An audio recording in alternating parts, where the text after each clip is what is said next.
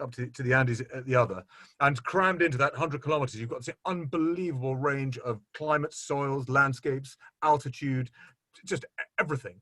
And then on top of that, you've got many different families growing grapes and making wines. And when we talk about terroir, you hear about Kelvyn and me and sommeliers mentioning terroir. And what's really important is to know that, certainly from my side, I would say it's almost 50.5% the people. They have the influence on the terroir. You know, the soil, the rain, the sunlight, the wind, everything is important. But it's what you do with it. It's what grape varieties you plant there, how you plant them, why you plant them, when you pick them, how do you treat the vines. And that's the amazing thing that I've learned with the Silvas and with Arnaud, that they just never, ever stop learning. Every year, unlike, we've had this great explosion of gin in this country, and that's a joy. You can make a batch one day and you don't like it, you can make a batch the next day, and that's great. In wine, you get one chance every year.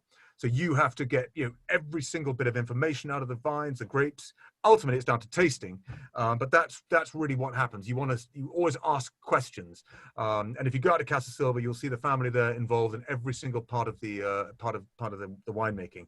Although the actual brand Casa Silva started in '96, the family, as Arnaud said earlier, we're now into the 6th generation of the Silva family. Now sort of part of this great sort of dynasty. So it sort of started back in about 1912 when the vineyards were first planted, Angostura, going right through to now. But it wasn't about '96 when the brand itself came about, when they stopped selling their wines to other larger brands to export, and they thought, hang on, we've got something pretty special here. And that's really when the name Casa Silva appeared. But there was about nearly 100 years of experience in vine growing and winemaking before then. So it's there's a lot going on here. But I think the important thing is now is to taste a wine. So I think some of us have already done that. So I've been trying to be very good and not drink all of the bottles. So there's a bit left for me to drink. If I fall off my seat, I started a long time ago. But hopefully not too bad. But the white wine we have here is a Sauvignon Gris, and it's a little bit. I just thought, what a great chance to see something a little bit different. We all know about Sauvignon Blanc from Chile, from New Zealand, and that's great. We've seen it everywhere. But Sauvignon Gris is something really, really very different. If anyone who knows the Bordeaux region, Sauvignon Gris is part of the white Bordeaux mix. So it's blended with Sauvignon Blanc, Muscadel, and Sauvignon Gris, and it's all very much part of that mix, but rarely seen, and we rarely hear about it. I remember when I first went out to Casa Silva when it was 2000, 2001, 2002, and they literally just discovered the Sauvignon Gris vines at the old estate in Angostura. Previously they'd been just all mixed up with the Sauvignon Blanc, and it was I think Arnaud can correct me, but there was a very old parcel of it very near the winery, which was very obviously Sauvignon Gris, but until you know it, you never really know to treat it differently. And the grapes themselves are slightly opaque. They have a slight gris, as in the name, a slightly opaque texture, whereas the Sauvignon Blanc is much greener and brighter. And really the wine itself is wonderfully different. We had Ian beautifully describing it earlier. Actually, one thing I would love to say, that the great thing about these tastings is that we invite every emotion, feeling, smell that you get tonight, say it. The great thing about not being in a room with hundreds of people is that I think our inhibitions are reduced a little bit. I mean, I don't know how many people are wearing shorts and flip-flops. I certainly am. Whereas we'd be probably all be very smartly dressed if we were all standing there. Well done, fantastic. Yep, I think we're all wearing shorts. That's very good. But the great thing about this is it's so important that everybody says exactly what they smell, what they feel on the palate, because wine is so personal. We'll go through a few set things of what we can actually notice in a wine, the various things we can all recognize. But other than that, it's aromas, as much memories as anything else, and flavors. If we'd done this tasting at 8 o'clock this morning, it would be very different to now. Not, obviously I didn't start till 9, so 8 was a ridiculous thing to say. But it's such a personal thing when we taste, how we taste. So I just invite everybody to say exactly what they think. We want real honesty here. That's the most important thing. Get rid of the myths of having wine snobs and saying this is how you taste it. Just express your mind. That's the most important thing. But the Sauvignon Gris here, we'll go through the sort of technical tasting of it. In a white wine, you don't really get that much from the appearance, other than the fact that hasn't got bits in it. It's not brown, it's not bubbly. So that just by looking at it tells you there's not too much wrong with it. It's a nice, beautiful, pale, yellowy green color, but no obvious bubbles. So all fine from the appearance. We take it up to the nose, and I can sit here and say I'm getting so really green citrus fruits and pale flowers, whatever you want, or stone fruits. It doesn't really matter. What I get is a real sort of freshness leaping out of the glass, and we look at really more of the style of the aroma than anything else. Is it something we think is developed? Is it sort of fruits that have developed into sort of I don't know, earthy, woody, nutty elements to it? But for me, this wine is certainly still very fresh, very youthful. I'm getting all those sort of fruity, flowery, whatever you're getting, it's very much those primary aromas. But there's lots going on there. It's the great thing about this. It makes you want to dive in and give it a taste, and that's what the nose is all about. It just tempts you to have a sip. So let's do that. Let's jump in. Is it related, Johnny, to Sauvignon Blanc? Because obviously I'm getting very similar characteristics to that Sauvignon sort of style of wine. Is there a sort of a family resemblance there? Are they related? I mean, ultimately, as Arnaud will say, that every vine that we drink at times is vitis vinifera, but it's a very clearly defined separate vine and separate grape. But yes, I think in terms of the style, you're getting that sort of, as we taste it, we'll notice a really pronounced acidity. But weirdly, even though there are similar traits, there are a lot of real differences to this wine, to this grape variety. So you could taste it straight away and think, oh, this is quite similar. And yes, it is. But then if you sort of go down a little bit deeper, you can find some really significant differences. But yes, it is somewhere down the line. There is a close relation. Obviously, we had it mixed up for several years. So, but I think I'll just give it a quick taste.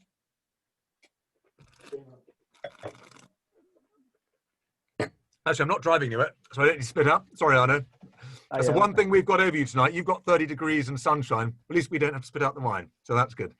But the key thing with any wine, we'll go through the real basics in tasting. The tip of the tongue, you get whether it's sweet or dry or sweet. That's where you recognise the sugar in the wine. And whenever you see on a list, wine list or a wine tasting notes, residual sugar. Basically, that's just the wine. That's the sugar that's left over after the yeast has fermented the sugar in the grape into alcohol.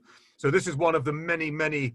After already there have been many hundreds of decisions to make, it's one of the decisions you will make as a winemaker. Which yeast do you use to ferment this level of sugar? How dry do you want to make it? Do you want to take it to 0 grams or half a gram of sugar per liter, or 1 or 2? These are all these decisions you make as a winemaker, and with Arnaud and with the family. These are you sit around and decide how are we going to make this wine based on what we did last year and the year before. And these are all crucial decisions. On this wine itself, I think, Arnaud, you can correct me, I think it's about 1.8. 2 grams. Yeah. It doesn't go beyond 2. Yeah, no. It's very dry. It's very, very dry. It does have an oily feeling into it, which makes it feel a little bit sweeter than it is actually. But it's really, really dry. Definitely, I think what Arnaud said is brilliant. The big difference between this wine and Sauvignon Blanc is how much it fills your palate. How the roof of the mouth, the tongue, the side, everything is.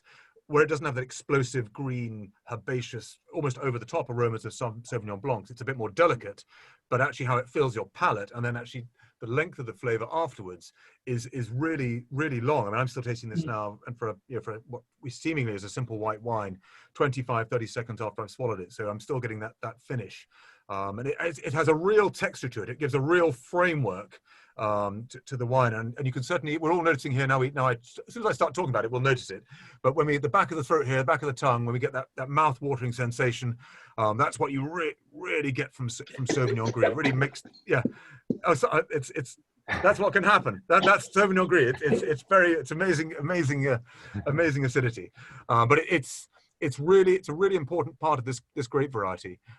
So it's very interesting. It's almost less intense on the aromas and flavors than Sauvignon Blanc, but then it has almost a bigger structure, a bigger framework, and a longer finish. So it's that lovely combination of elegance in terms of flavors and aromas, but real concentration and depth and finish. And that makes it, certainly for me, a really, really interesting grape. And I remember, Arnaud, I remember first tasting this I'll be quite honest, Arnaud, first tasted this when it was made in 2003, 2004, and it smelt and tasted of nothing from Angostura. But you still had this big framework. And then I remember having the first wine from when the grapes were then planted in Paredones, where we are now. So on your little map here, we are on the black dot right out on the ocean here, about 6-7 kilometers from the Pacific Ocean. And fantastic, like holding up there, very good. And it was, I think when it was planted in what, about 2000, 2003, Arnaud, was that right? Paradones by the Silvas? Yes, yes, yeah. Well, there were different steps, but we started around 2002. We started in 2003, yes. And there was basically, there was nothing there. So as in Angostura, actually as in the Colchaguan Valley, as in Angostura, the Silvas were the first people to be there to discover these places.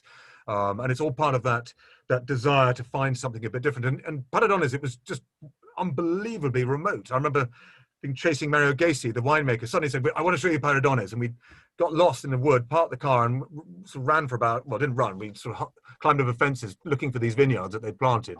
And you got this real, this real sense of pioneering. And it was really exciting. And it wasn't until you didn't realize how close you were to the coast until you just went over almost the brow of the hill, and you saw you were just on the lee side of the coastal range, which is really important. So it is actually as close as you can be to the Pacific and still grow healthy vines. And as I think Arnaud loves the wind and the everything else you get from the ocean, but the vines, as tough as they are, just can't quite take that. So we are completely on the very much the edge of the valley, and we'll have heard of terms, the things like the Humboldt Current, which is the deep water which rises up to the coast, comes up quickly to the coast of Chile in this region, which brings in the cool air from the ocean.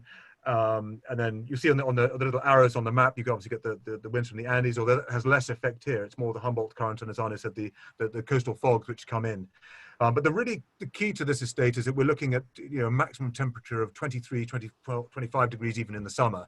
And that really is cool. I know for us in this country, that would be really warm, and we go, wow, amazing. But in Chile, this is significantly cooler.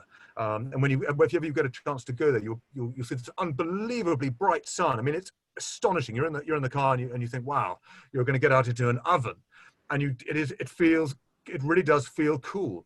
And it's astonishing. And I think what Arnaud said and what he'll say again is that at this level of intense sunshine, what is so dramatic about this tiny part of Chile and many parts of Chile is the real much cooler weather you get, the cooler temperatures you get, but with this great intensity of sunshine. So the grapes love the sun. That's what we all need for ripening, for growing, but they don't like over intense heat. I think you get over 35, 36 degrees and the vines actually begin to shut down.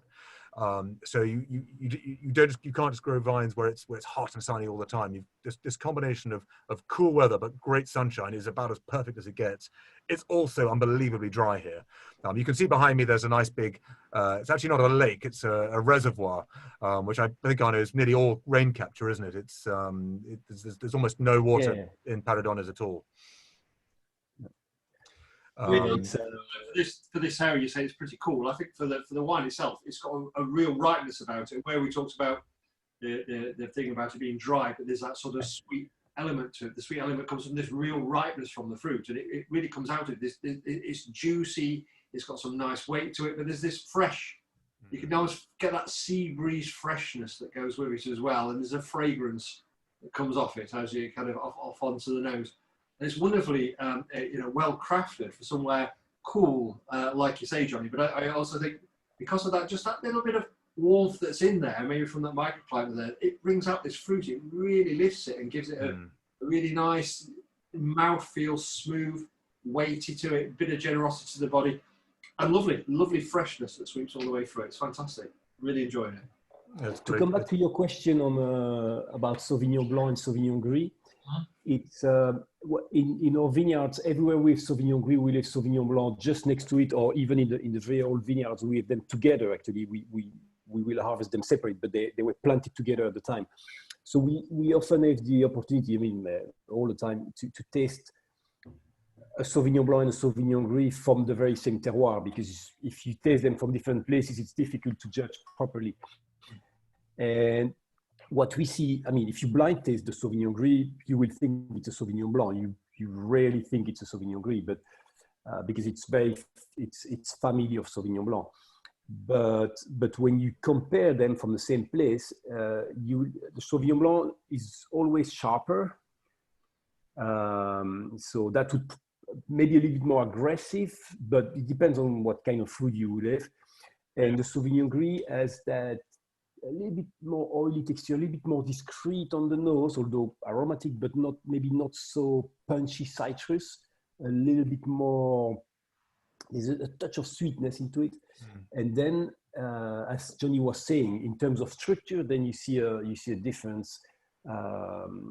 That generally the Gris, I would say it's a bit more in elegance. You know, things it's not as sharp, not so expressively sharp, but has sometimes even more structure, but a little bit more in balance.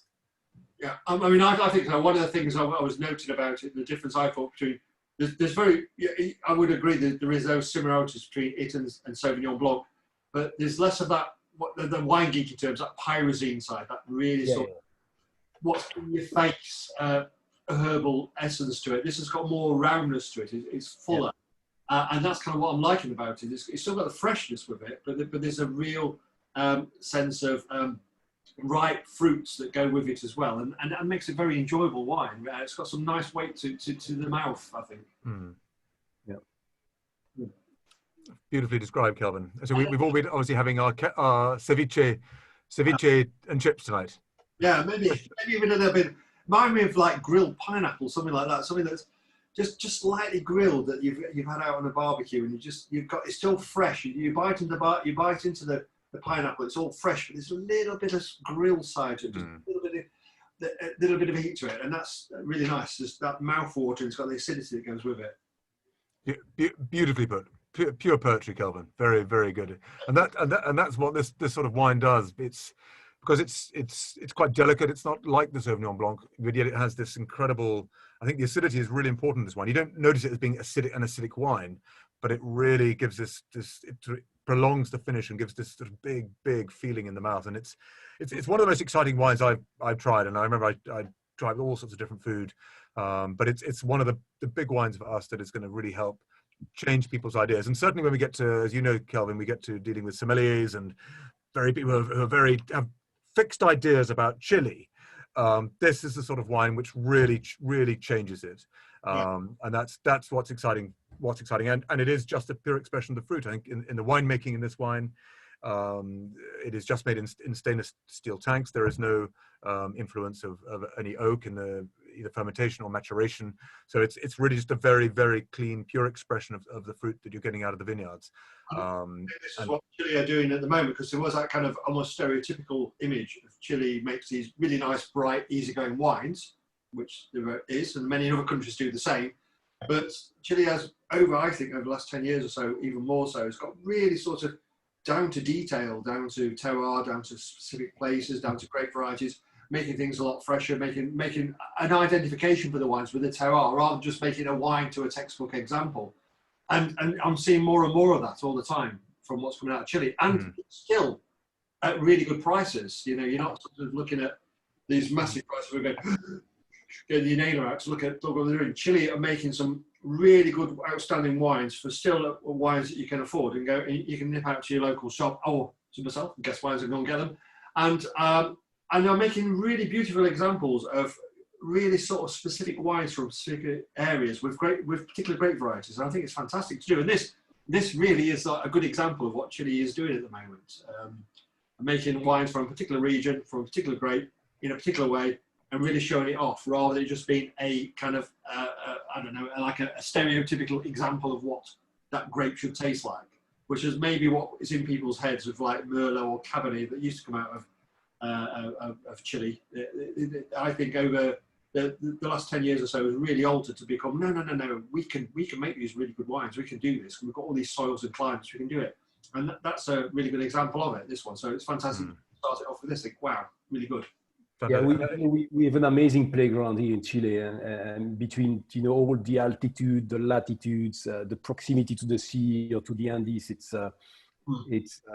started. I mean, you probably started to see them about 10 years ago, but it started a little bit before. But it's like an exponential movement.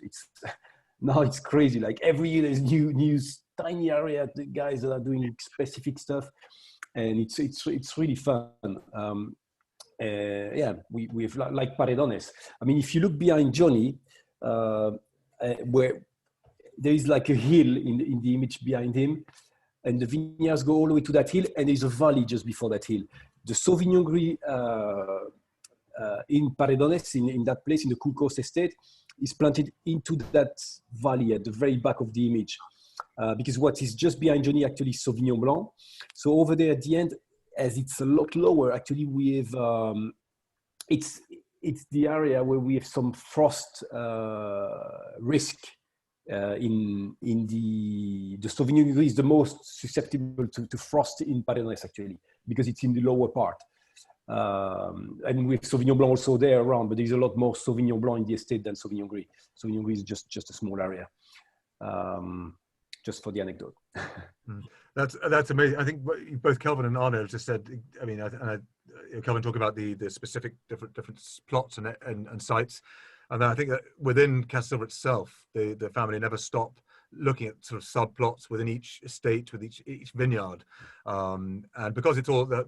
There is almost a map of little each part of each vineyard is grown and made separately. You can observe exactly what's going on year on year, and if something happens in a particular place, that it'll almost be kept separate. And it's that never ceasing to learn. And Kelvyn nailed it there. So the idea of just having this generic style of wine from a country and a grape variety is sort of on a micro scale at Casa Silva and other families. There are many doing great things, and it's that never stopping and trying to learn what's happening on the land, and you just have to watch it. And really, the only way to do it is to taste the wines and think, wow, what has happened? Why is the acidity? Why is the tannin, the sweetness, the style? What has changed? And that's that ability to. It's all about the detail in the vineyards and knowing what's coming out. And I get blown away when I ever go to Casa Silva. You in a big tasting room, Arnaud, where you got in the laboratory all the little circles and vats, and every little plot is different, and all tasted sort of separately, made separately, and then they may finally be added and blended together. But it's that ability to keep it on a tiny scale and always question it every year. Say what is happening? What are these vines like? And it's really exciting. I love what Arnaud said about the frost. Like all of us, whenever we're close to failure, it always brings out the best in us. So it's almost taking that to the extreme parts of Chile where, yes, you might get a bit of frost, but by getting that close to that special part of that vineyard, you will get the greatest possible outcome. But where you taking those risks always comes to the greatest success. And that's everything I've ever heard about. Well, Arnaud himself is like that, big risk taker, and the Casa Silva family. That's what really, it sounds like a cliche, but it is pushing those boundaries every time to try and find something a little bit better. And that's exciting with a family that's done so much already. Every year you find a little bit more, and a little bit new something comes out of the vineyard. So it never stops. Makes my job very easy, which is fantastic. Now Arnaud will tell us where the next wine has come from behind me, within the Paredones estate, which we'll have a look at the Pinot Noir next, wine number 2, which comes from the estate that I'm sitting in now, which Kelvyn is beautifully modelling, the Pinot Noir, which the sun shines too bright here, so it's reflecting off the label. But if we'd all like to get our second wine, and it's the Cool Coast Pinot Noir.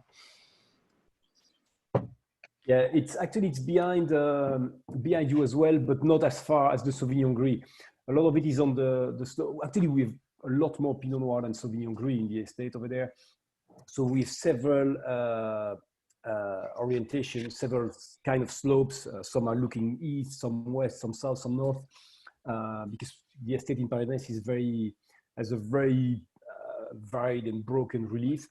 So that's quite interesting, because we will find with a lot of different Pinot Noir within the estate actually, and that allows us to to fine tune and or wine the best we can. But as you say also, Johnny, we have only one shot every year, so sometimes we can try something in one sector and it doesn't work too well, but we have several Pinot Noir to look at. There are several Pinot Noir from Paredones, and at the end, this is basically a cuvée or a blend of our best, of what we think is the best. And so we select a few plots, and then we try to do our best in all of them, but sometimes we don't exactly achieve what we were looking for. So Pinot Noir also, I think at the very beginning was not reaching our expectation, but that's usual with Pinot Noir. You know, with the Sauvignon Blanc and Sauvignon Gris and other grapes, you get much faster to a very good result and good potential. While Pinot Noir, generally the vine needs to be a little bit older to start, you know, balance themselves better and give us better fruit. So I think it's really recently, probably the last 5 vintages, we're starting to show the real potential of the grape in the area. And well, the climate is ideal for the grape, the soils, I think also, but the vines need more time than what we saw at the beginning. And the fact that we have all these different slopes, generally in terms of soil, there are not so many differences because we're here on the coastal range. So in Chile, we have 2 ranges of mountain, the Andes, which is a very young range of mountain, and all the vineyard, like we will see in the last wine, but everything that's near the Andes will see a lot of variability in terms of soil. While on the coastal range, it's a very old range of mountain, not a young one. And so it has gone through a very long erosion process, and the soils are a lot more homogeneous than you would see near the Andes where it's younger soils. And so we don't have too much variability across the estate. It's generally a mix of red clay, like you see just behind Johnny, together with quartz. We call it mycio, the quartz gravel. You see it on the just behind Johnny's hair. If you move your head to the yes, on the side of the lake, you see it's a lot more yellow than where Johnny is. Actually, the top layer would be more that kind of red clay with different depth, but generally it's not very deep. And then you've got like you see over there, the more yellowish, which is basically a kind of granitic rock, which is in decomposition, very, very mineral. What you can see in the wines from the place, actually. And we call it mycio. It comes from maize because of the yellow color. So from corn, maize. That's where the name comes from. Nice, simple comparison there. And I think one of the always an interesting fact is the idea that you need the type of soils you need for vines, and whereas all of us, any farmers in this country, we like nice fertile soils to get as much growth as we can. For vines, you actually want fairly infertile soils. You need to, like risking that frost. We're looking for really, really good drainage, no great water retention, and wines that aren't full of fertile organic components. You want the vines again to be under a bit of stress. You don't want big leaf canopies.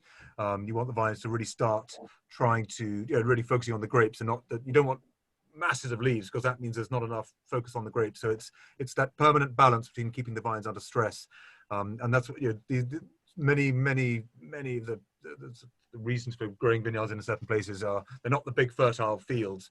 It's the slightly harder, well-drained soils that you wouldn't maybe grow anything else. So it's just keeping these vines under a little bit of stress.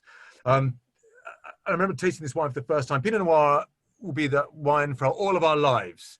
If any, like Arnaud, great, we have a surfing analogy here to if anyone's seen the film The Big Wednesday, which is a philosophy for all of our lives probably, and it could be the wave, it could be whatever, but it's always looking for the next, the best thing that's on its way, whether it's the next wave, but very often for many people it's the next Pinot Noir, and it will always be that search, that eternal quest. And with Pinot, we find many wines that are a bit disappointing, very often for the price. But it's something that it's hard to grow well, to keep the balance correct. And then certainly, I think in Chile, as Arnaud will know and Kelvyn will know, for many years, Pinot Noir was sort of quite often what I call overmade. The fear was that it was naturally a lighter wine. The berry itself is a bit bigger than things like Cabernet Sauvignon or Carmenere even, with a thinner skin. So you get a paler wine, a lighter colored wine. So the fear was, oh yes, we need to make this bigger and richer, and you could do all sorts of things in the winery to change what a wine looks like. Mash it up with the skins and leave it sitting there for an extra week. In terms of the winemaking, you can do different things to extract more color, but ultimately, the very first thing we said, it's always about the fruit that you pick, and that's where your flavors, where your body, where your acidity, where your tannin, where everything comes from, will actually define the quality of the wine. Not so much what you do in the winery is preserving what the great work you've done in the vineyard. And the thing that really hit home for me when I first tasted this wine out of oak barrels was the fact that it was this. When we tasted this wine, it was still very delicate, very perfumed, very much like Pinot Noir. And I said, how come this isn't all very heavily oaked when it's been in oak for 10, 11 months? And they said, well, these are all old barrels. They've all been used once or twice before. And that is a really, really important thing. When you hear the word new oak, old oak, what does it mean? It's basically a brand new barrel that's just been toasted on the inside. Your winery buys it from the cooper, the barrel maker, and it's all very burnt and toasty on the inside. You put your wine in, your juice in there, your wine in there, and it will become very heavily influenced on a new barrel. If it's been used once before or twice before, the influence is a little bit more delicate. And that's part of one of the many, many decisions you have to make as a winemaker. Where does the oak come from? France, America, which forest, which cooper? Is it high toast? There are millions and millions of things, and it's just getting that balance right to express the great fruit that's come from Paradones. But let's have a quick look at it, shall we? First, too much talk from me, I'm sorry, and not enough drinking and tasting and smelling. So we'll get back to the important stuff now. But we look at the wine. Red wines, you can begin to get a little bit more analysis just by looking at it. The general color of it, is it a purpley pink color? Has it developed a sort of a browny color or even an orangey color? We'll tell you how much a wine has started to develop. That doesn't mean how old it is always. You can get a wine that is a very sort of purpley pink color, could be 20 years old, that it hasn't started to develop, or you can get a wine that's very young, which has started to develop into sort of a browny orange color, which has happened very quickly. And so there's a difference between a youthful and aged wine and actually how old it is. This wine itself is still quite, I think, purpley pink. I liken it to sort of red currant jelly, would be my description of this wine, if anyone knows what I'm talking about there. But it's a nice sort of garnet red, quite a pale color, very elegant, very pretty, beautiful and clear, very, very bright. So let's give it a good swirl around. You may see some legs sticking to the side of the glass as it sort of slowly goes down the side of the glass. I know Arnaud's got to go quite soon because the tide doesn't wait for everybody. I know that, don't worry. And Mrs. Frennet also is waiting. I've got about 10, 15 more minutes. Okay. But we get to smell the wine. And the first thing you get is just a beautiful aroma of those sort of light red fruits. That's the first thing which hits you. If you get anything else like cream or spices, there are other things there, but I think that beautiful primary aromas are there's lots of nice ripe pale red fruits in there, so that's coming out on the nose. There are other things in the background. You're thinking, what else is in there? And quite often when you go to taste the wine, you might get those secondary flavors, but that's what we're always looking for in Pinot Noir. But let's give it a taste.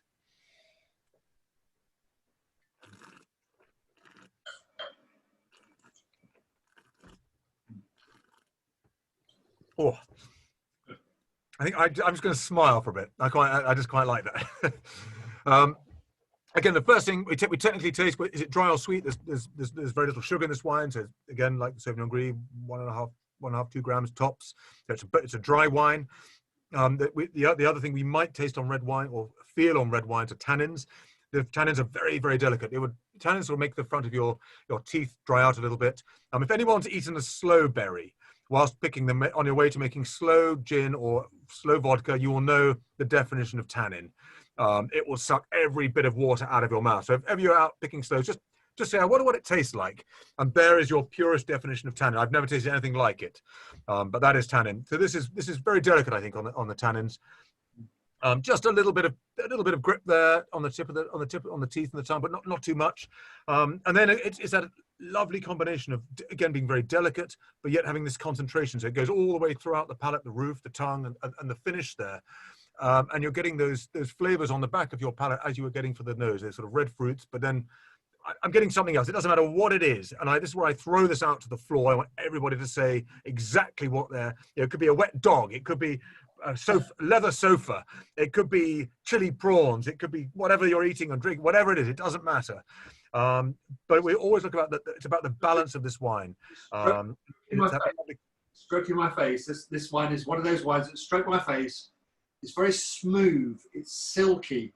There's these nice, just freshly crushed strawberries going in there, and there's that oaky spice, but it's kind of caressed by it. It's kind of held by these really fresh strawberries. It's just nice. Yeah, exactly. Just stroke. It's got that kind of feeling to it. It's got a nice silkiness to it. It's fantastic. Lovely. Taking a whole new angle here, Kelvyn. But I think that's beautifully put. And yes, we get that style. It's that beautiful, delicate, lighter style of wine, but no compromise on the flavor and the concentration of flavor that's still there. And that's what's really exciting with Pinot Noir. Quick aside, I always have to mention this with every tasting because it's a very important word in winemaking. We talked about the fermentation. And so basically we talk about sugar being fermented into alcohol. That's how wine was discovered, fruit being stored over winter, somewhere in Georgia, I think 5,000 years ago. That's fine, we know all about that. But in red wine, in all red wines, it goes through a second fermentation process where the acidity in the grapes, the malic acid is turned into lactic acid. So obviously this word is malolactic fermentation, which is a really important word for life. So you can all gallop out tomorrow to whoever you meet and obviously tell everybody about this. It's a big one. But basically every red wine will go through the second fermentation process. And why is it, it's only relevant because it's a slight, the lactic acid is slightly less acid than the malic acid. And sometimes, because it's the sort of thing you will find in dairy products, it may give you that essence of that sort of creamier, that different style of texture and flavor to the wine. It does happen in white wines also, but we like to control it a bit more there because it does lessen the acidity a little bit. But it's very important that process and how you ferment the wines and what culture you use, or is it a natural culture which happens? And then we talk about the aging in oak. And this wine, I think about 11 months, I know, in barrels, but all second and third fill, aren't they? Yes. No new barrels here. So it's really we important. want barrels, just to be already very polished and give just a slight touch. But we use less and less new barrels actually. Yeah. We need very, very concentrated grape and to have new barrels.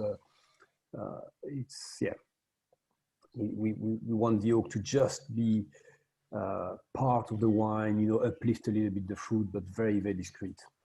Well, I think that certainly comes to the wine. You can see that it's the work that goes into the fruit, into the vineyards, that you just cannot recreate that in the winery. You can add oak, you can add color and texture to it, but to get that magical little bit of that beautiful Pinot Noir flavor is really exciting. And we'll taste 20 Pinot Noirs in the next, 6 months. 18 of them probably won't taste or smell of Pinot Noir. They'll taste of the wine making, the oak or whatever, or nothing at all. So to have this is why I smile when I smell this wine. You're actually smelling what I think is a lovely example of Pinot Noir and on the flavors. So it's a rare treat. And as many white times as I've tasted it, I can't help but smile. So it's good. How's everyone finding this?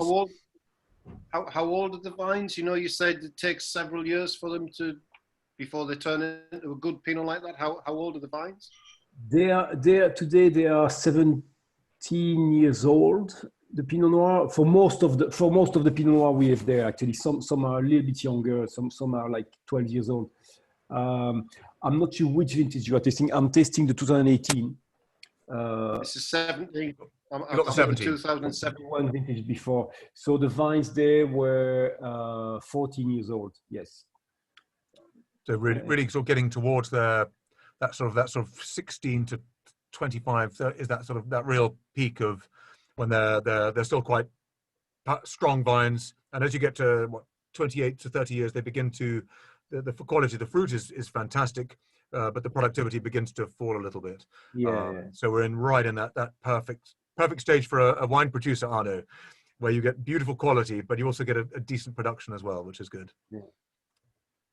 But for me, it's a very, very beautiful Pinot Noir, and it's very, very exciting. It's all about that delicacy of how it's made in the winery, and that's I know you know better than I do, but I think the whole drive of Casa Silva is to be that it's almost little winemaking, or exactly what the grape needs to really present what comes out of the vineyard, rather than saying, here's a wine from a winery. These are wines from vineyards, from a grape growing family, and that's the essence of it, isn't it? Yeah, and also respect the terroir, because you've got there's a lot of things about it always makes me laugh when sometimes a wine journalist will ask, or a sommelier, let's say, will ask, so what's your yield per hectare? And the yield per hectare, they would consider the lowest yield the best quality, but it's not always the case. A certain place has a certain potential yield or balance yield, and that's what we try to respect. We try to respect every place is for, not talking about the whole estate, no, not even the whole block. Within the block, there are places that could stand more grape or less grape. So we don't try to overstress an area thinking we're going to get a better quality. That area is not made for such a small yield, which technically in theory would mean better quality for some. No, it's probably made for, you know, a more balanced.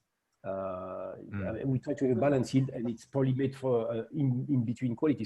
So the selection within the vineyard is very important for that. And we try to respect the potential of every area, and then we will direct those grapes to the different level of quality.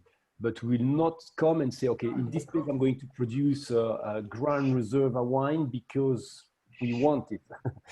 The place will tell us, here you're going to produce this kind of wine. Yeah.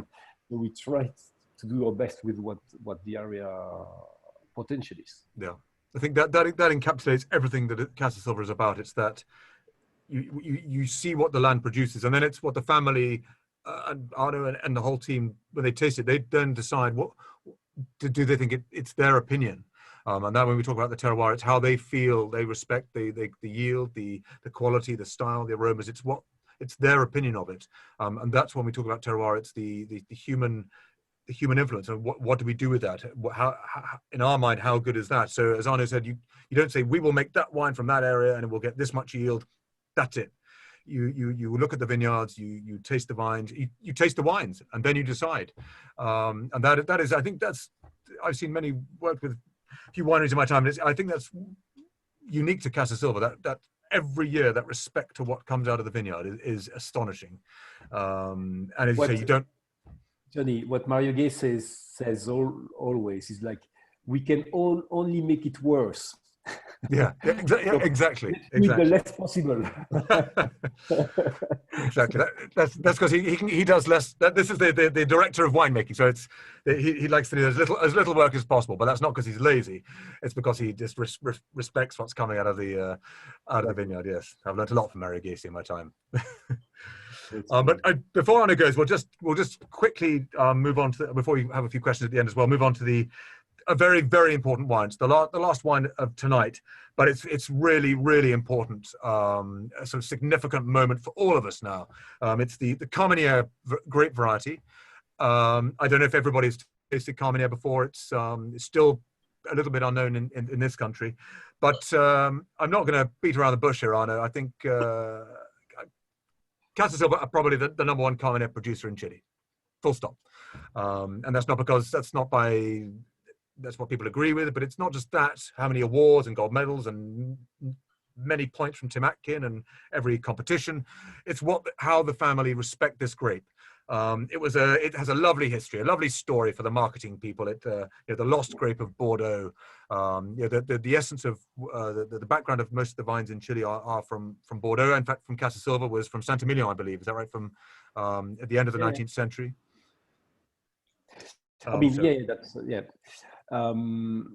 That's where the family originally comes from. And you're right. I mean, for Carmenere, one thing is all the recognition we have had for the variety, but I mean, they didn't come just by chance. I mean,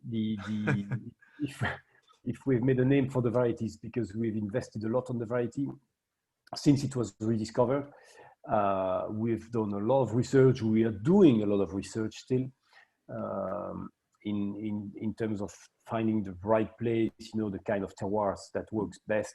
And actually now also we're doing, we're in third step of a study, which is called the Genoma Project. It's basically to try to identify the different clones of Carmenere. We already have 2.5 of them well identified, and which something that had never been done with Carmenere, but has been done with most of the most famous grapes, the most international grape, Cabernet Sauvignon, Sauvignon Blanc, Chardonnay, Pinot, Syrah. They all have different clone selection, and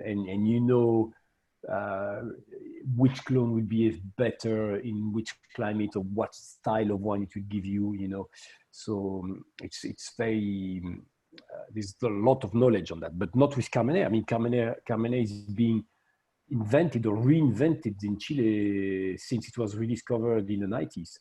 So, and unlike all the other varieties where Chile has been able to feed itself from the knowledge from abroad, with Carmenère, we have had to do all the investigation and find it out by ourselves.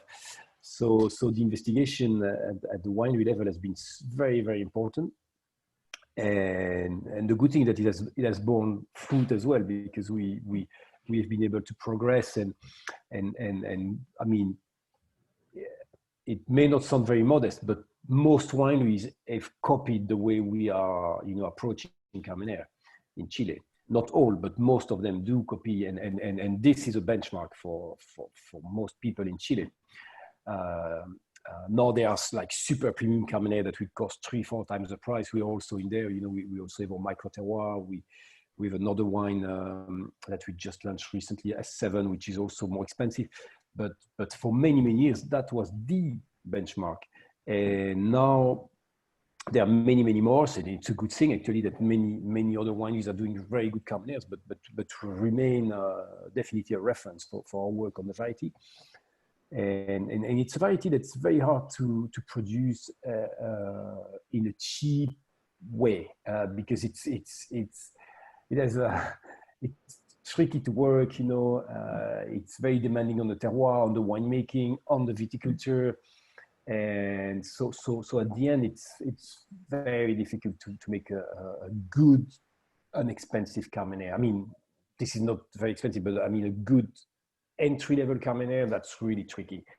And I think there Chile has done some mistake maybe in the past in trying, to promote Carmenère as the flagship variety, because you will never make such a good entry Carmenère like you make a good entry cheap Cabernet Sauvignon, for example, from Chile.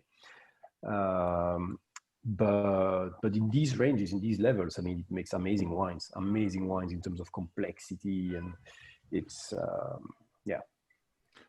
Arnaud, would you say almost a little bit like Pinot Noir, but almost more than any other grape variety I've ever seen in my life, it is affected about in tiny differences in each part of the vineyard. It seems to have a dramatic effect on Carmenère, whether it's almost on the edge rows of the vines, on a tiny different soil, a slight dip in the vineyard, has a profound effect. So with a single site of, say, I don't know, 7-8 hectares, I think as you proved back in the mid 2000s, you can get 15-20 different types of wine from the same vineyard of the same grape grown in the same way, because it reacts to different, as Arnaud said, to different terroirs. It's astonishing. And this is, I think, what Arnaud says, the detail that by which you have to grow it to achieve the best out of it means that you can never just do it in a massive industrial way. It will always. No, it's like a surgeon. It's like a surgeon in your vineyard. You have to go to that. Yeah, right there, it's okay, but a little bit. So you have to wait. If you harvest your whole block of Carmenère together, you never make a great wine. So you really must work your block as a surgeon to get the right ripeness of every vine almost, or every area, because the soil is not homogeneous everywhere, so they react differently. And it's amazing that I think that the statistics go that a lot of places in Chile have found it too hard to grow, and I think the number went from about 6.87% of the planted area in Chile was Carmenère, has fallen to about 6.5%. But at Casa Silva, because they're not shy of putting in a bit of hard work, it's gone up to nearly 25%, Arnaud, is that right? Mm-hmm. Because they love that challenge. And the rewards, when you do it well, are astonishing, are amazing. Yeah. Well, it's our most important variety in terms of at the winery. So, and that's also unique because generally, Cabernet Sauvignon is a lot bigger, and it's only the 5th or 6th grape in importance in Chile. So, and for us, it's the most important. So, shall we? We've all probably smelt it and tasted it, but shall we do it?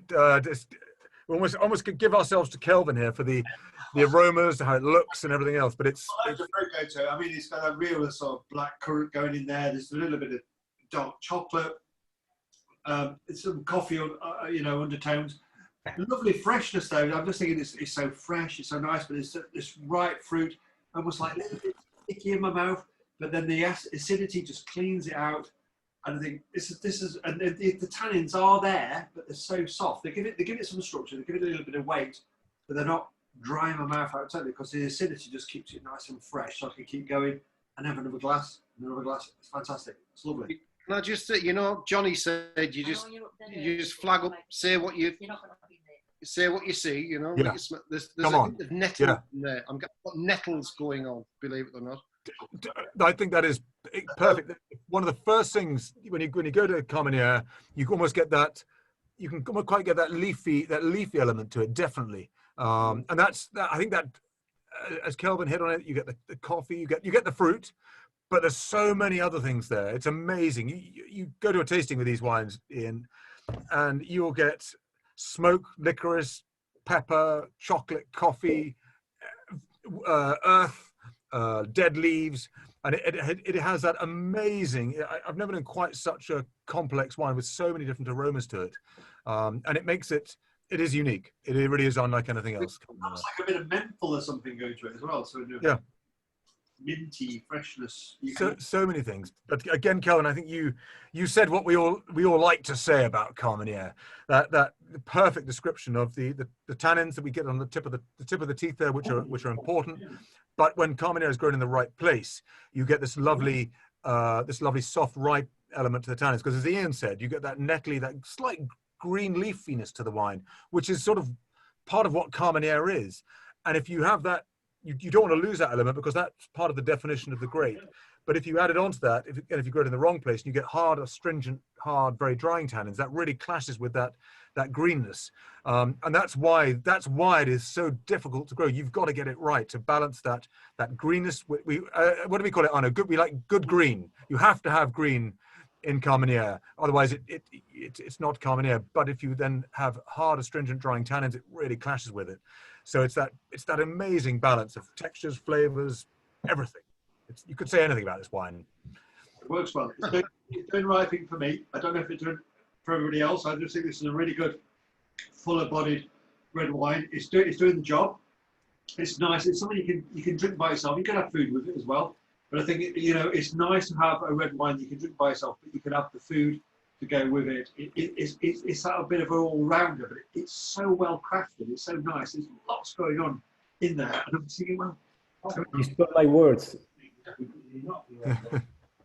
You stole my words. I was going to say this is. I love this wine by itself. It's a great food wine, but it's so nice to have a wine that you can just enjoy, a red wine that you can enjoy just like this, in the evening.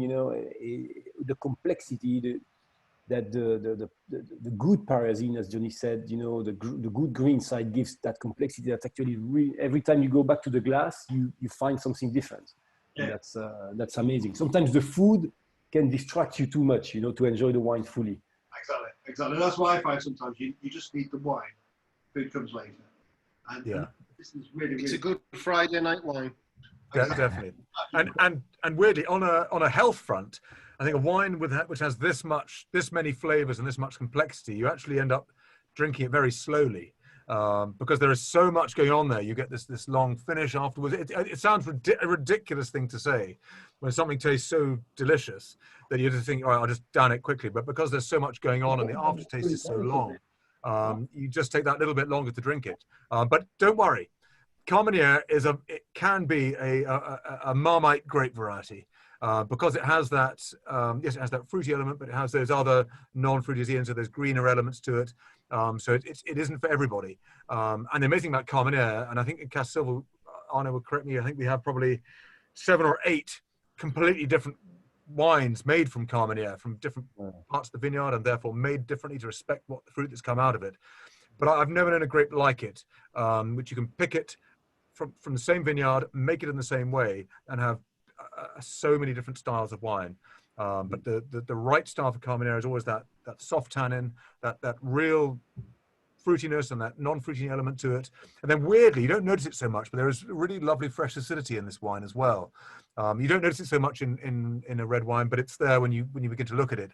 And that not only gives it that freshness and makes it easy, just keeps the palate fresh when you're drinking it, but it also gives it a great opportunity to age. acidity is probably the single, everyone thinks the bigger body, the tannin is the vital part of a wine aging, but without acidity, a wine just won't age at all. It will just fall to pieces. And I kicked off my winemaking career in Western Australia. We had the biggest wines in the world. And about 2 years after we made them, there was nothing left because we'd sort of overcooked the grapes. Massive sugar, high alcohol, high flavor, high color. But the wines really disintegrated after that because it didn't have that freshness of acidity. So there is a real great ability for this wine to age. I know people like to know how long will this last. I mean, bloody hell, it's gorgeous now. It's magnificent if you like coming here. But certainly 2, 3, 4, I could see this wine in 5 years' time. Different, but would still have that freshness from the acidity. So it will evolve. The color will change. The aromas will change. More of those those sort of earthy, smoky, licoricey, green elements will come to the fore a little bit, but it will still have that lovely fresh backbone of acidity there, which will keep the wine in very good condition. But I know, Arnaud, I know you've got to dash off now, so we can all I'll let you run off, but we probably still carry on talking and tasting the wines. But Arnaud, is that I know Kelvyn will, but I just like to thank you very much, and you make my job much easier because you fill in all the gaps in my knowledge. No problem. I mean, a great pleasure for me to be and virtually meet all the guys. I'm taking the bottle of Carmenère for tonight. Actually, I'm driving and I'm going to open it again as soon as I get home. But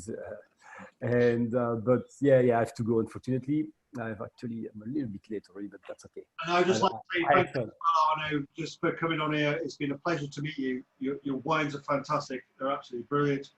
And thank you for your time. And I hope you have a good evening. Enjoy the rest of your wines. I'm sure we will. Thank you. Cheers, Arnaud. Thank you, Arnaud. Great to see you. Cheers, guys. I hope the wind is good. It will be. I hope to see you guys someday in Chile, okay? When everything comes back to normal. Fantastic. Thank you, Arnaud. Nice to see you. Bye. Okay, Have fun. Ta-da. Fantastic. So who's not jealous at all of Arnaud? Sounds fantastic. I'd love to be out there in Chile. It's a country I've got to still explore, but another time. But the wines give me a taste and the flavour of what's out there. So hopefully, as for everybody else who's tasted the wines this evening, how's everything been for everybody else? You all good? Yeah, you're good. Yeah. Yeah. Can I just say that Pinot Noir? It's for all we were saying how light it is. It's 14%. You would never have believed it was 14%, would you? No. That explains a few things, I think. But that is a brilliant point, because a lot of people will pick up a bottle and look at it and it says, if they go, oh, it's got 40%, it's high in alcohol. Well, that you can really forget that. Wine is it's all about the balance of the wine. And as you said, Ian, none of us picked that out as an alcoholic wine in any way. And this is still a delicate wine, but it doesn't burn you, and it's all beautiful balance. So it's just reflecting the fruit that's come in because it's been made well. There's all that lovely flavour there. Yes, we may start singing a bit earlier if we've had a couple of glasses, but the wine it's all about getting that balance right. And it's never look at a wine and just say that's alcoholic. If it says 14%, I think the Carmenère, if I look at it now, we'll say 14.5, and that's probably been modest. But again, it doesn't dominate the wine. There's so much flavour, so many other things going on there that it's all about getting that balance. That's the one thing that the Silva family have done, and the rest of Chile is doing as well. It's getting the idea. We want the wines more in balance. We want that lovely flavour. We want that what they have is this incredible sunshine, but without that great heat. So we get these wonderfully ripe grapes, but beautifully balanced wines. And goodness me, I learn every year, and as does the Silva family. All we really want to do is for you to say, wow, bit of a strange bloke from Rutland in front of a vineyard from Chile, but I hope it's just sort of piqued out your interest in what is possible when you think this is just one single family, and there are 4 separate estates within the one valley, and there are 13, 14 valleys going north to south, different different longitude. But it's amazing with this range of wines we've had tonight, from the Sauvignon Gris out on the coast, that real super fresh, delicate light, but quite a powerful finish as well, over to these lovely, rich, ripe flavors. I haven't really talked about Los Lingues, actually. Sorry about that, but on our map, the estate that the Carmenere comes from is the Los Linges estate. So we're right up into the foothills of the Andes here. And these vines were planted in about 93, 94. Again, the Silvas luckily were the first people to plant anything there. It was this sort of fairly rough looking land in the foothills, not pretty, not agricultural at all. But you know, you don't know what's going to happen when you plant vines, but the Silvas, having this great experience and many generations of growing grapes, just thought that something could happen here. And what's interesting, it wasn't just all of the foothills of the Andes were going to be right for this. They picked out, they identified these key parts where you had these lovely gullies coming through from the Andes, where you had these quite strong winds coming through, which did two things. They stopped the temperature getting too high. So we're looking at about 31, 32, 30, even 33 degrees here in Los Linges. Without the wind, it can get even higher than that. It also puts the vines under a little bit of stress. The more wind you get, the more evaporation you get. So the less water you get in the vines, they're just under that little bit of pressure. And again, you get that real emphasis on ripening those grapes. And so it was just, you see all these gullies, that's where the Casa Silva vineyards are. And if you look at Los Linges, it's just little bumpy mountains. Actually, if you look on the website, the Casa Silva website, it'll give you a little tour of the vineyards. And you see these little gullies, ravines. And what is amazing, and we touched on this subject with Arnaud looking at the Carmenere, that in between 2005 and 2008, they divided this whole estate up, and the other one in Lolo, which is towards the estate, towards the ocean, these little tiny plots, grew them identically, made them identically, and just said, right, what's happened? And that's what we talk about, tasting the wines, and then you make your decision. But as long as you know where they've come from, you can see this amazing patchwork, myriad of hundreds of different plots within the same vineyard, which have profound effects on the grape varieties. It was done with all varieties, well, Mainmont, Chardonnay, Cabernet, Syrah, and Viognier. But it was with Carmenere that the most dramatic effects came out. And the great thing about this, they will never, ever stop. They'll never sit back and go, we've done it. We're the best. Every year, driven by the family, they just get out there and they'll take you into the vineyards if you go out there. And that's what you should always go and ask to see. Then you get the feeling of what they're doing. And it is astonishing. I'm a visitor of many vineyards, but I just cannot get over the detail that goes into that. And ultimately it comes out in the wines. And that's all. That's the best reflection of it. But if you do get a chance, do get out there. It's great for us because it's climate-wise. It's warm during the day, but it gets lovely and cool at night, so we don't get sort of blown away and can't sleep, which is many of our complaints about these hot climates. But it'll drop to 10, 11 degrees overnight, so we feel it's quite comfortable in the morning. Get that lovely early morning. And that just it's good for the vines. It gives them a chance to relax, if you like, rather than say where I was in Australia, where it's sort of 30 degrees all the time and everything just cooks and burns and keeps on ripening all the time, and the vines never get a chance to switch off. But yeah, we'll come back in another year, and there'll be more. We've learnt more from Casa Silva. The family will have learnt more what to do with Carmenere, Pinot Noir. But I hope you've seen a real range of wines here from the coast up to the Andes. I've seen the extremes, like we've got going back to the map here, we've got several different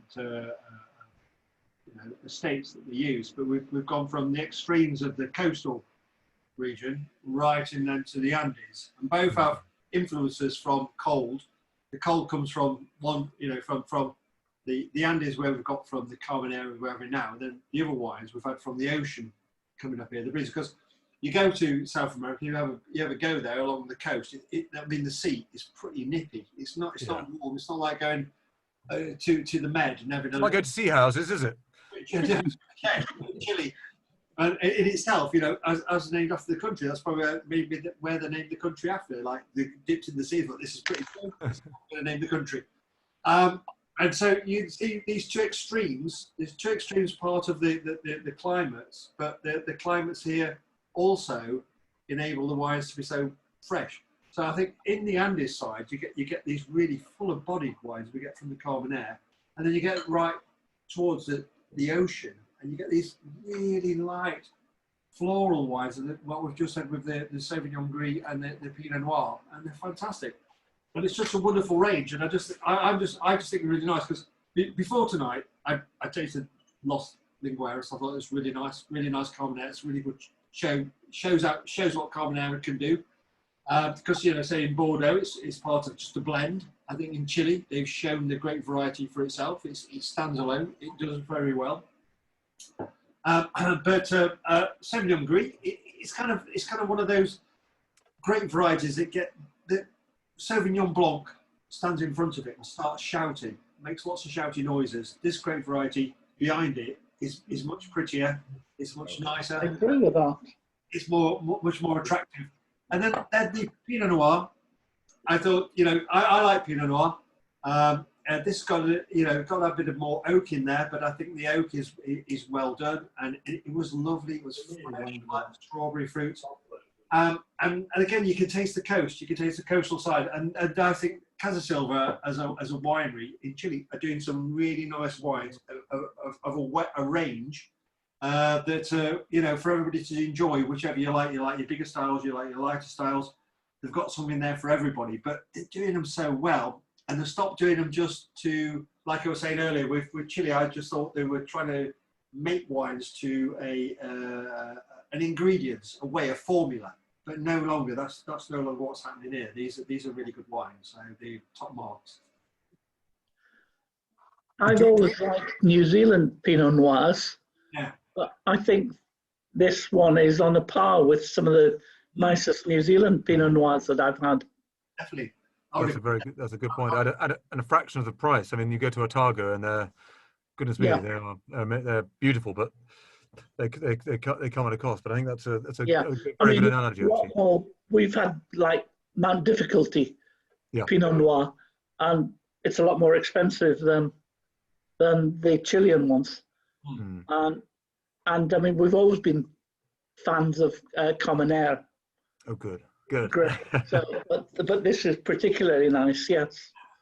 I think Carmen Air gets a bit of a bad name for itself. It's never had a bad name in our house. What a good house. Actually, people who drink it and enjoy it, I think it's just wine critic sometimes. It's that sort of snobbery side. And I love it. I think it's really nice because it's there, it's full, it's ripe, it's in your face, but at the same time, it's kind of got some. It's not like it's turned up to like 11. Like sometimes you get some wines that are just a bit too full on. It's got everything there. It's got all you need. It's got your lovely black fruits. It's got those nice herbal side. It's got a little bit of spice there, but it's got some freshness that runs through it. But the tannins are really soft, so you can have a big glass of this in front of the telly without worrying that your mouth's just going to and your face is going to cave in with so much dryness. And that's where some red wines are, that they really need food, and a lot of times you don't always want to be eating stuff. You want to be watching, I don't know, your box set or and you want a nice wine, and you want it there, and it's juicy, it's fruity, and this is what this does, because the tannins are there, but they're so soft.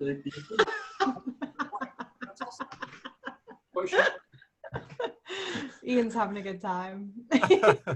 Kelvyn, do you sell all of these wines? Yes, these are all our wines that we sell. So do check our website. So on www.guestwines.com, go to our shop. They're all on there. You can get them. And tonight, what we're going to do for all you lovely people who've been on tonight, come on, we're going to email you out a discount coupon. So on your next order with Guest Wines, I hope. Please do. We will give you this discount from being on tonight. We'll give you a special discount for it as well. That's a shame you just brought me some yesterday. I delivered. I'm the van driver. No, I don't do finances. That's Ruth's part. I've never seen money since we got married. I'm not allowed to. It's not my. It's the finance department. She does all that sort of side.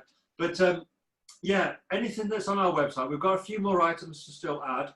But all these wines tonight are on there. If you want to buy them, you want to buy more, please do. But we'll send you out, before you do though, we'll send you out a discount code so you can get a special discount on your wines, just to say thank you for coming on tonight and buying the wines and being with us tonight. Because, it's kind of, I suppose, sometimes it's a bit hard when you're in the present day circumstances with the COVID and pandemics and all that sort of stuff, to get out there and reach your customers and be able to taste your wines and talk about them. And it's nice to be able to, I suppose, now I see everybody's front rooms, I see people's spare rooms. Cats. Be able to talk about wines as well. So, I just thank you guys for coming on board with us. But you know, if you don't know much more about me, myself and Ruth, check us out, see what we're all about. And you know, I thank you for coming on. And I think Johnny as well, he's brilliant. I mean, his knowledge is phenomenal. And Arnaud, that was a really special touch. Getting somebody in from the actual winery to come and talk about the wines. It's great. Because it helps me as well. You know, I'm here to sell the wines, but I'm a bit of a wine geek. I need to know more. I need to know what's happening. So hearing about the guys who make the wine helps me understand it as well better, so I can appreciate it. And I just think these wines that I've had this evening, I love them. I think they're really, really cool. There's the real freshness by the coast. I can taste that. And then this wine here, it's further inland. It's got that more bigger body about it, but it's still lovely and fresh and easy going. And it's so right, that lovely environment that's created that. You can sit there and enjoy that. And I think that's, you know, what particularly I think people of the United Kingdom like. They like food, they like wine that goes with food, but equally I think we also just like wine that goes with wine, and we can just drink wine, and that's fine. We don't need to sit down and order food. Definitely fine. A winey wine. Actually, wine like this does the job, doesn't it? We don't need the food to go with it. We don't need something to get We in don't need the extra calories. a glass of wine. Yeah, it's fantastic, and this wine does that. It's big, it's wholesome, but it's not got those tannins that make my face go. You know, it's good. So fantastic. So thank you all for coming along, and thank you, Johnny, for. Can I just ask one more question to Johnny? Can I just ask you mentioned about, I think it was you, about Chardonnay out there as well. Do they do a Chardonnay? Do you do a Chardonnay? Weirdly, we've just launched a Chardonnay from Paradones, from the same vineyard that the Sauvignon Gris comes from, because it's been every couple of years I get very excited. I sort of need to do something, and this last couple of years was to try and create a Chardonnay from someone like Paradones, where it was going to be a bit not so big and heavy and ripe. Get this real lovely citrusy honeyed style Chardonnay. It's the sort of Chardonnay that's left Burgundy that you need to pay 25, 30 quid now from Burgundy to find. And I wanted to get it out at about sort of £15 with a tiny bit of oak in it, but have this amazing fruit, that sort of citrusy honey edge to it. And just in the last few months, we've been delayed a little bit because of everything that's happened. But it's just coming to the UK now. But it's a new project to get that lovely style of Chardonnay that we used to love from Burgundy, but we can't afford anymore. So we don't not big, heavy and oaky, but super ripe fruit, lovely and fresh. Have a little bit of oak in the background. So it's a very good question, and something that's very close to my heart. And I've been working very closely on that for the last 6-7 months. So it's a big project for me, Chardonnay. So yeah, definitely yes. Might be on our shelves, so just watch out. So another way to keep in touch with Guest Wines is to sign up to our newsletter. Sign up to that, you'll get to know everything before everybody else. So things like this from Johnny, if he gets his Chardonnay out there, we'll put it out on our shelves. If it's, I think it'd be something worthwhile having. Where's he gone? You've fallen over, Johnny? He's drunk. I was looking for the Chardonnay. I've got a sample bottle of the Chardonnay here. I was trying to find it, but I can't. Of course you have. We'll have some of that. You send some over. If it, I'm sure it's absolutely fantastic. We'll get it on our shelves, and then you kind of folk can, if you want to buy it, please do, and I'll come out and deliver it to you. That's my other job now. Delivery man. I like it. I love it going on there. It's great because when you have an online shop, you can feel that you're a bit of a distance from everybody else. So when you get out of the van, you can meet people and have a chat. You kind of doing things when people come into your store. I was about to say we're quite I don't know about the rest of the guys, but I know certainly myself and also perhaps Anna, we're quite a fan of the Sauvignon Blanc, and the Sauvignon Gris was quite an interesting twist on that. I don't know what you've got as maybe a halfway house, or how you guys feel about that Sauvignon Blanc Sauvignon Gris mixture, but it's quite an interesting differential from our usual. Yeah, good question. That could be our next tasting, Kelvyn. We have quite a lively. We do produce Sauvignon Blanc, obviously, but it's not like Sauvignon Blanc you've tried before from Paradones. It's lively. So it's quite There we go. There is being snobs with this, but and rightly or wrongly, we normally pick the Marlborough Sauvignon Blanc, the New Zealand, and to try Chilean twist on it. That was quite a good new experience. But I think again, whether you go Chilean, I don't know. I've had different experiences, but I'd be open to new ones. Excellent. We could do this. We could open experience of what different Sauvignon Blancs from around the world. Things that are similar to Sauvignon Blanc, like the Sauvignon Gris, and then we've got things like Bacchus. There is a great variety called Semillon that sometimes can have that kind of grassiness. Sometimes even Chenin Blanc can have that kind of grassy side to it. And there's other great varieties. So maybe we could even do a tasting. Yeah. Great varieties that have these sort of similarities. Yeah. And sounds like a good idea. Yeah, absolutely. I can do that. Bella's up for that. And we've got the wines to do it, so that's cool. And if it involves having Johnny in there, we can get them over, do some more, and can have another chat about it. That's fantastic. Yeah. Brilliant. Well, it's Johnny, from my side, big thank you to everybody, because it's as you can tell, I quite like to talk. Well, I quite like to get the message about Chile out a little bit. It's very, very important to me and dear to my heart to try and show what's really going on in Chile, apart from the massive. I mean, there's so much in the supermarkets that we see, chilies everywhere, but we don't really get to see the sort of things we've seen tonight. Yeah. Thanks to Kelvyn, though. Without you, these wines wouldn't get out there. So thank you very much indeed. So it's just to have fun. Oh, and by the way, on the wines, if you want to keep them, I know having full bottles is something a bit funny at a tasting. I know we might have finished them all already. I'm not sure, but they'll keep for a day or two. If you want to keep them for longer, you can just get I'm sure Kelvyn will tell you what's called just a vacuum. Just pumps out the air from the bottle, so you can keep them for 2, 3, 4 days. Certainly the red wines. Never last that long. Well, exactly. That's not really a problem, but just in case, just in case. I'm doing the healthy mention.